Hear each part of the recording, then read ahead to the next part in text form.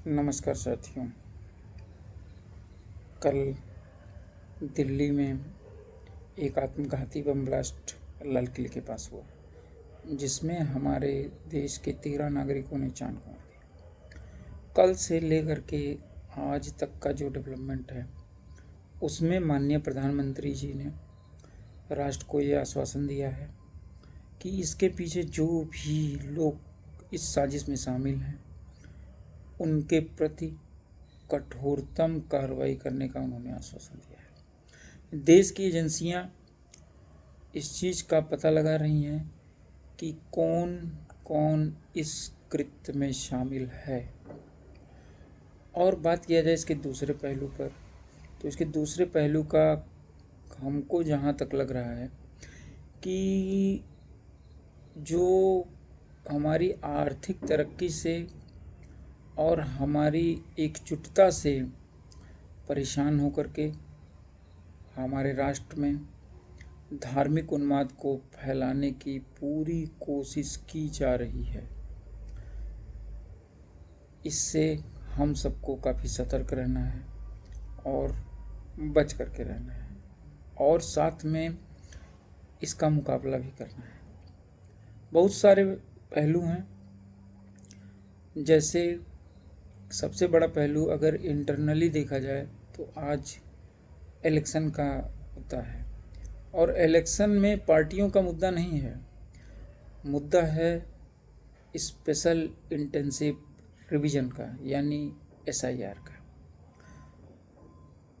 SIR से कुछ विशेष मजहब के लोग प्रभावित हो रहे हैं, जो गलत तरीके से हमारे देश में रह रहे थे और दूसरे के नाम पर राशन कार्ड, आधार कार्ड, वोटर ID बना करके उनके नाम का उपयोग करके रह रहे थे। जब से SIR शुरू हुआ है, तब से उन लोगों में काफ़ी उथल पुथल है, और जिनका सपोर्ट हमारे देश की कई पार्टियां भी करने की कोशिश करती हैं, परंतु वो अब नाकाम होती दिख रही हैं, जिसके कारण ऐसी घटनाएं अब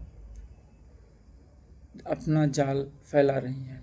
हमारी एजेंसियों ने बहुत ही सतर्कतापूर्वक एक बड़े दुर्घटना को रोका है, जिसमें फरीदाबाद में 3000 किलो RDX यानी अमोनिया नाइट्रेट बरामद हुआ, और आज फिर प्रचुर मात्रा में सेक्टर 56 में भी अमोनिया नाइट्रेट बरामद हुआ।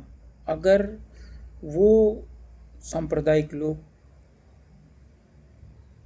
इस में सफलता पा गए होते, तो आप सोच सकते हैं, आप कल्पना कर सकते हैं कि कितना ज़्यादा डिस्ट्रक्शन वो हमारे देश की राजधानी और उससे सटे आसपास के प्रदेशों में, उत्तर प्रदेश या हरियाणा में कर सकते थे।